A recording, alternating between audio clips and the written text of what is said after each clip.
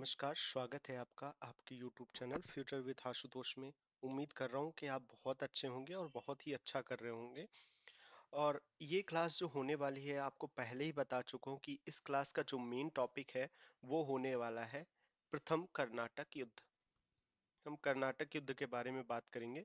तो कर्नाटक युद्ध के बारे में ये क्लास होने वाली है पूरी डिटेल से। ठीक है।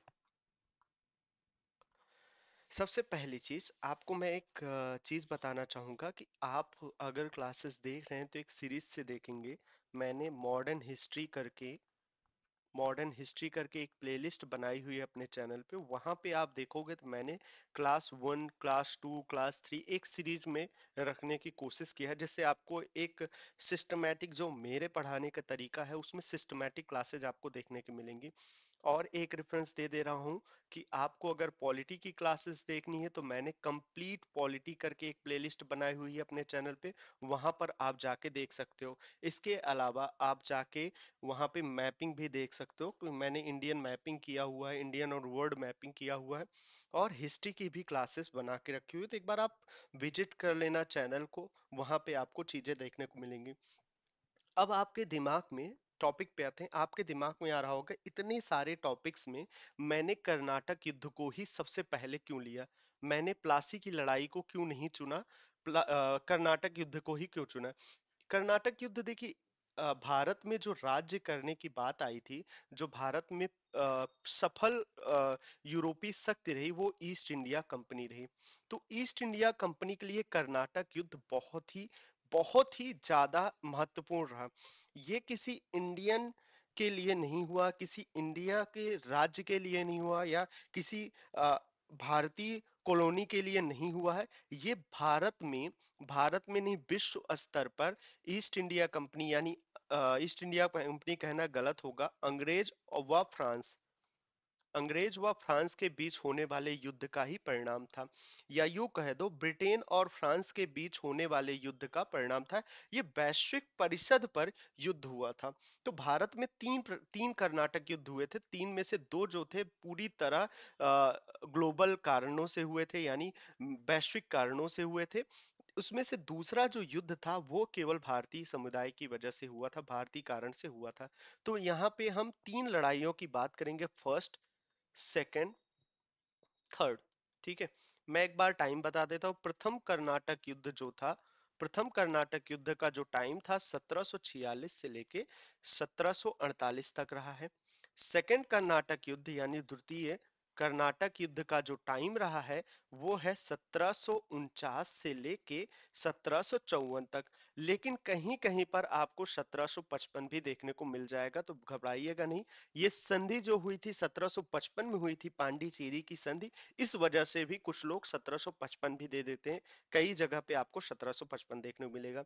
तीसरी जो कर्नाटक युद्ध हुआ था वो हुआ था भारतीय स्तर पर 1758 से 1763 तक हुआ था। लेकिन वैश्विक स्तर पर देखूं, यानी ग्लोबल देखूं, तो इसका जो टाइम पीरियड था 1756 से लेके 1763 तक इसकी टाइम पीरियड रही है।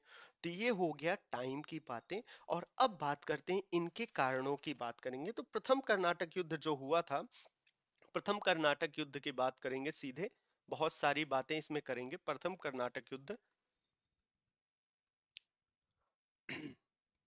प्रथम कर्नाटक युद्ध, जैसा कि मैंने बताया, 1746 से लेके 1748 तक इसका टाइम पीरियड कहा जाएगा। ठीक है। 1748 1746 तक टाइम पीरियड कहा जाएगा। तो आगे देख लेते हैं इसका जो कारण था। ये कारण मैंने कहा कि प्रथम और तृतीय जो कर्नाटक युद्ध हुआ था, इसका पूरी तरह कारण अ, वैश्विक था। हुआ क्या था, ऑस्ट्रिया एक राज्य है, एक देश है ऑस्ट्रिया। ऑस्ट्रिया यूरोप का एक छोटा सा राज्य है ऑस्ट्रिया। ऑस्ट्रिया के उत्तराधिकार की लड़ाई चल रही थी। हुआ क्या था, ऑस्ट्रिया में 1740 में एक लड़ाई चल रही थी, जिसमें इसमें रानी मारिया थेरेसा को, मतलब प्रमुख रानी स्वीकार करने के बीच लड़ाई चल रही थी। जो ब्रिटेन था, वो ब्रिटेन था, वो चाह रहा था कि रानी ही रानी बने, रानी मारिया थेरेसा रानी बने, जबकि फ्रांस चाह रहा था कि ये रानी ना बने। ठीक है, ब्रिटेन चाह रहा था बने, ये चीजें चाह रही, फ्रांस चाह रहा था नहीं बने। इसी के लिए ऑस्ट्रिया में उत्तराधिकार की लड़ाई हुई। और उस समय अगर देखा जाए, उस टाइम पीरियड पे अगर मैं एक बार को आपको आइडिया लगाऊं, उस टाइम पीरियड पे ईस्ट इंडिया कंपनी और ईस्ट इंडिया कंपनी यानी ब्रिटेन, ब्रिटेन और फ्रांस की जो कॉलोनियां थी जिसमें टकराव हो रहा था, मुख्य रूप से तीन कॉलोनियां थी। एक था अमेरिका, एक था अमेरिका, उत्तरी अमेरिका की बात कर रहा हूं मैं। दूसरा था अफ्रीका, तीसरा था भारत। फिर से बात करते हैं, ब्रिटेन और फ्रांस की उस टाइम पे वैश्विक स्तर पर तीन प्रमुख कॉलोनी यानी उपनिवेश थे। उपनिवेश यानी कॉलोनी थी। ठीक है, तीन प्रमुख कॉलोनी थे। उत्तर अमेरिका में इसी लड़ाई को बैटल ऑफ किंग जॉर्ज कहा गया। बैटल ऑफ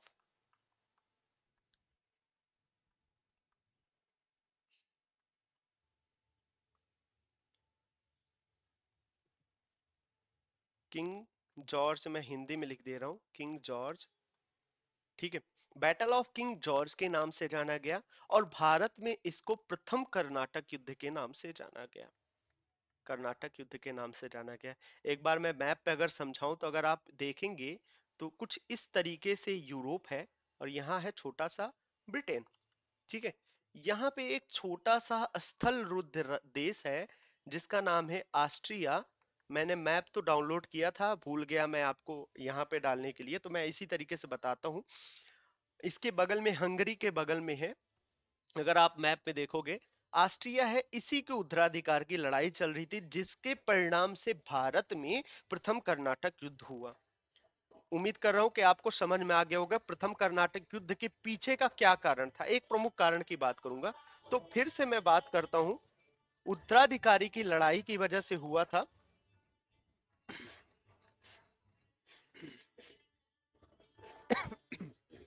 क्षमा करिए अगर बीच बैकग्राउंड में आपको आवाज आ रही हो, तो थोड़ा सा शोर ज्यादा हो रहा है बाहर, डीजे गुजर रहा है किसी चीज का, आई डोंट नो क्या हो रहा है बाहर। ठीक है, अगर मैं कारण की बात करूं कि प्रथम कर्नाटक युद्ध के कारण की बात करूं, तो प्रथम कारण जो सबसे पहली कारण थी, दोनों कंपनियों की महत्वाकांक्षा।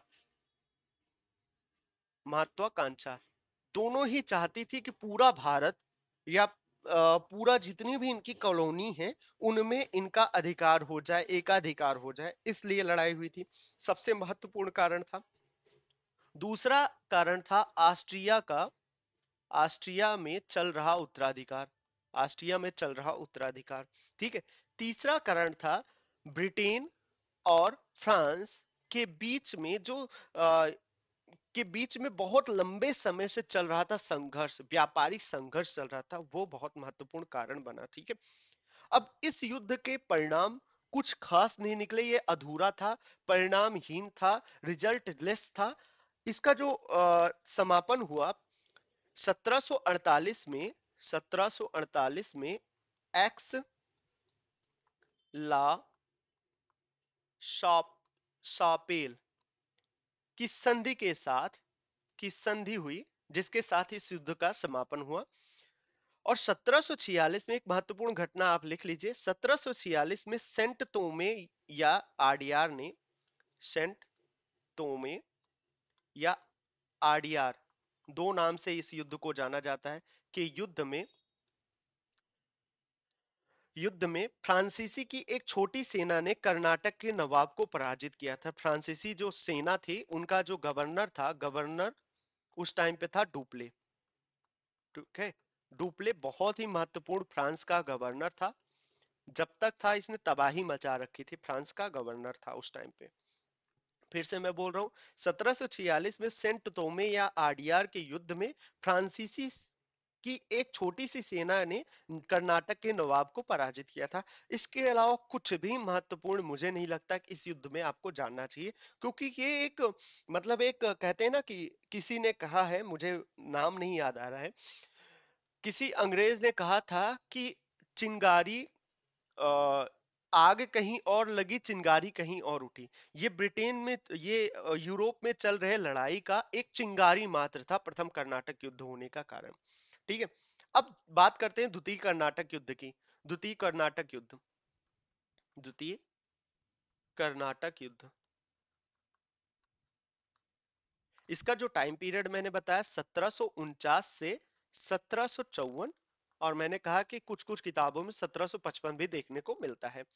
फिर से इनके अगर कारण की बात करूं तो कारण क्या था? पहली चीज, दोनों कंपनियों की महत्वाकांक्षा अभी खत्म कहाँ हुई है।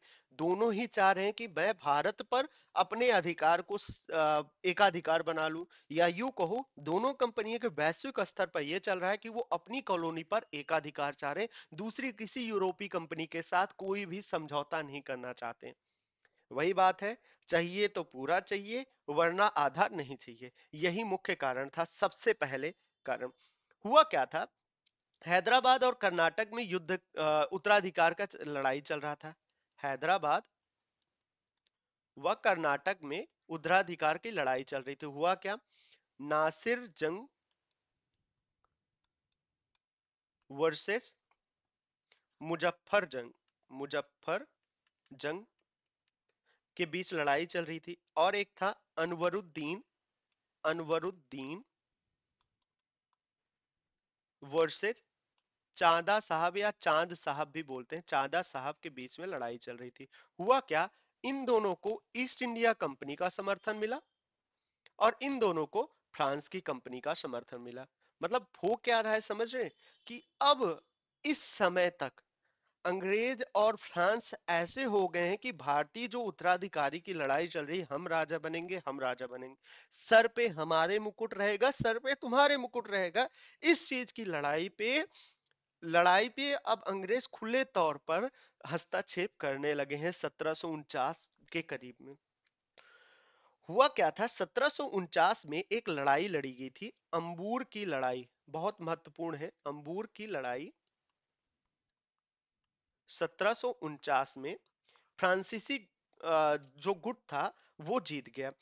इसके बदले फ्रांसीसी को क्षेत्रीय और आर्थिक लाभ हुआ। डुप्ले के नेतृत्व में, फिर से बोल रहा हूं, डुप्ले के नेतृत्व में फ्रांसीसी गुट जीत गया और उसको क्षेत्रीय लाभ हुआ। विपरीत परिस्थितियों में क्लाइव ने कर्नाटक पर अंग्रेजों की सफलता कर लिया। इसी के विपरीत क्लाइव जो था कर्नाटक पर अधिकार कर लिया। फिर हुआ क्या, 1755 में, 1755 में पांडिचेरी की संधि हुई। पांडिचेरी की संधि हुई, आज के समय में पुडुचेरी बोलते हैं इसको, नया नाम हो गया, लेकिन पांडिचेरी की संधि हुई जिसमें यह निर्णय लिया गया हैदराबाद पर फ्रांसीसी का अप्रत्यक्ष प्रभाव और कर्नाटक पर अंग्रेजों का प्रभाव बरकरार रहा। परिणाम क्या हुआ, हैदराबाद फ्रांसीसी, फ्रांसीसी और कर्नाटक पर अंग्रेजों का प्रभाव बढ़ा। अंग्रेजों के दबाव में फ्रांसीसी सरकार ने डुप्ले को वापस कर लिए, और सबसे महत्वपूर्ण यहां पे था कि डुप्ले की वापसी हो गई। डुप्ले की वापसी, समझिएगा, जो ईस्ट इंडिया कंपनी थी ये थी प्राइवेट, और फ्रांस की जो कंपनी थी वो पूरी तरह सरकारी कंपनियां हुआ करती थी। ठीक है, सरकारी कंपनी में निर्णय लेट होता है, प्राइवेट तुरंत निर्णय ले लेते हैं, इनको सिर्फ और सिर्फ पैसा कमाना रहता है। और सरकारी कंपनी में पैसे के साथ साथ लोगों का विकास भी देखना पड़ता था। इस वजह से भी काफी फेलियर रही, और सबसे बड़ी फेलियर इस युद्ध के बाद जो फ्रांस की हार होगी अगले युद्ध में, उसका सबसे महत्वपूर्ण कारण रहा है कि इन्होंने अंग्रेजों की चाल को नहीं समझ के ईस्ट इंडिया कंपनी के दबाव में डुप्ले की वापसी होगी, और डुप्ले की वापसी में किसी अंग्रेज ने कहा है कि फ्रांस की हार होना शुरू हो गई थी। ठीक है, अब मुख्य बात आते हैं फ्रांसीसी लड़ाई की कर्नाटक की तीसरी लड़ाई पे आते हैं। तो लिखता हूं टॉपिक, तीसरा टॉपिक है कर्नाटक का तीसरा युद्ध, या तृतीय कर्नाटक युद्ध। इसका टाइम पीरियड था 1758 से 1763 पे, और दूसरा युद्ध था 1756 से 1763 तक। ठीक है। भारत में ये 1748 में शुरू हुआ, लेकिन वैश्विक स्तर पर देखा जाए तो 1756 पे ही शुरू हुआ था। फिर से इनके कारण की अगर बात करूं तो प्रमुख कारण वही है, दोनों कंपनी की दोनों कंपनियों की महत्वाकांक्षा है। अभी ईस्ट इंडिया कंपनी या दोनों कंपनियों की महत्वाकांक्षा पूरी नहीं हुई है। मैंने कहा कि सर पे ताज किसके रहेगा, किसकी एकाधिकार चलेगा, किसकी मोनोपोली रहेगी इंडिया में वैश्विक स्तर पर, इसी बात की ये तीनों लड़ाइयां चल रही हैं। 1756 में अमेरिका और अन्य क्षेत्रों में, दोनों राष्ट्रों में 1756 में शुरू हो गई। अमेरिका, अफ्रीका, यूरोप में दोनों ही राष्ट्रों में फ्रांस और ब्रिटेन की लड़ाई शुरू हो गई, जिसको सप्तवर्षीय युद्ध कहा जाता है, 7 ईयर वॉर कहा जाता है। सप्तवर्षीय युद्ध के नाम से जाना जाता है, 7 ईयर वॉर के नाम से जाना जाता है, की शुरुआत हो गई 1760 में। वांडी वास की लड़ाई में, 1760 में एक वांडी वास की लड़ाई थी।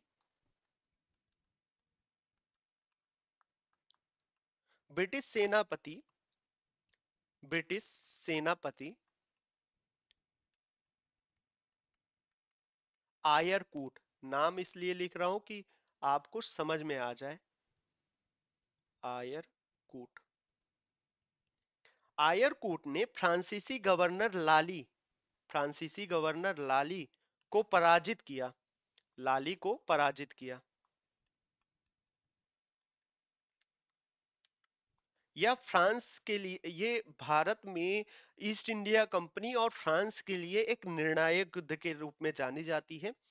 1763 में क्या हुआ कि वैश्विक स्तर पर ईस्ट इंडिया कंपनी जीत गई, ब्रिटेन जीत गई, इसलिए पेरिस की संधि हुई।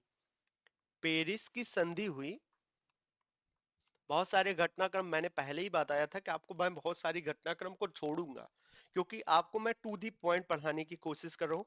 इतिहास बहुत लंबा है, बहुत सारी चीजें अगर लेकर चलूंगा तो फिर पूरा पूरा खिचड़ी बन जाएगा और खाने में भी मजा नहीं आएगा। तो इसलिए मैं छोटी छोटी बातों को जो इंपॉर्टेंट है उनको छाट रहा हूँ।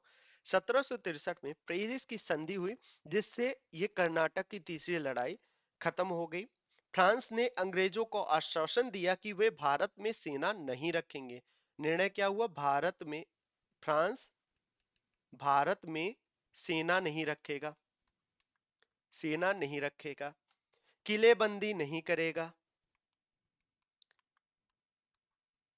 कर्नाटक, फ्रांस की हार हुई। फ्रांस ने पेरिस की संधि में ईस्ट इंडिया कंपनी, यानी ईस्ट इंडिया कंपनी को या ब्रिटेन को आश्वासन दिया कि फ्रांस भारत में सेना नहीं रखेगा, किलाबंदी नहीं करेगा, केवल व्यापार करेगा, केवल व्यापार करेगा। और अंग्रेजों ने अंग्रेजों ने यानी ईस्ट इंडिया कंपनी ने पांडिचेरी वापस किया। पांडिचेरी फ्रांस को वापस किया, फ्रांस को वापस किया। तभी देखोगे कि आप अगर पांडिचेरी जाओगे तो वहां पे फ्रांस की चीजें आपको ज्यादा देखने को मिलेंगी। पांडिचेरी आजादी के समय तक, काफी समय तक फ्रांस के पास रहा, क्योंकि अंग्रेजों ने तृतीय कर्नाटक युद्ध में फ्रांस को वापस कर दिया था। तो महत्वपूर्ण बात यह है इसको पढ़ने का। मैंने कहा कि ये वैश्विक स्तर की लड़ाई है, तो हम क्यों पढ़ रहे हैं? आधुनिक भारत के इतिहास में मैं इसको क्यों पढ़ा रहा हूं? तो आप अगर इसको देखोगे, भारत में कर्नाटक युद्ध के क्या प्रभाव रहे? भारत में कर्नाटक युद्ध के महत्व, अगर बात करूं टॉपिक बाय टॉपिक बात करूं, पहला कि अंग्रेजों ने अपने महत्वपूर्ण प्रतिद्वंदी फ्रांस को एकदम से हटा दिया।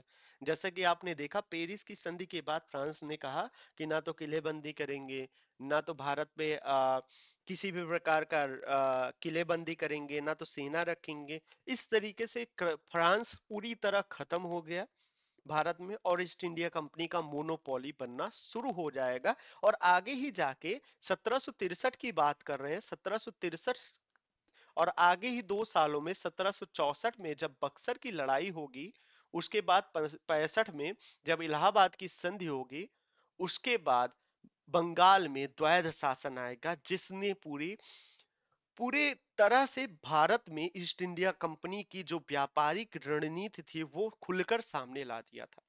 और अगले 100 साल तक ये पूरी तरह भारत को निचोड़ के रखेंगे। ये चीज यहां से भूमिका बननी शुरू हो गई। दूसरा पॉइंट ये है, युद्ध के दौरान दोनों ही तरफ से भारतीय सैनिकों ने भरपूर सहयोग किया और अपनी बहादुरी दिखाई। इससे देखने को ये मिला कि ये ब्राउन इंडियन का कॉन्सेप्ट आया। ब्राउन इंडियन का कॉन्सेप्ट आया, ब्राउन इंग्लिश के कॉन्सेप्ट आया, कि मतलब अंग्रेजों ने कहा कि भारतीयों को पढ़ा के सैन्य शिक्षा दे के अपनी तरफ मिलाया जा सकता है। ये तो भाई गद्दार हैं, कोई मतलब नहीं, इनके अंदर राष्ट्रवाद नहीं देखने को मिला। ये पैसे के लिए लड़ते हैं, अपने ही लोगों को मार सकते हैं। हमारी तरह नहीं है कि जो एक राज्य के लिए चले, एक देश के लिए चले। राष्ट्रवाद की पूरी तरह कमी देखने को मिली, क्षेत्रवाद की पूरी तरह कमी देखने को मिल गई। नजरिया एकदम साफ हो गया। भारत में राष्ट्रीय चेतना का अभाव जैसे अनुभव का विस्तार और अत्यंत महत्वपूर्ण जानकारी मिली।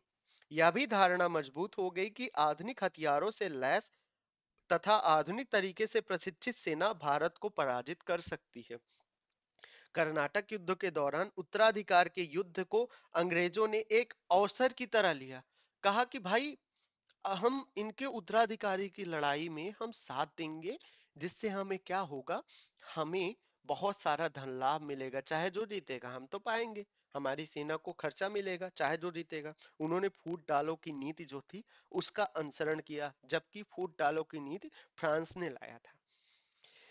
और इससे यह भी स्पष्ट हो गया कि राजनीतिक एकता की कमी है भारत में, और भारतीय शासकों को कोई अंदाजा नहीं कि भारत कितना लंबा है। हम छोटी सी टुकड़ी यूरोप की मंसा को बिल्कुल भांपने में असमर्थ रहे।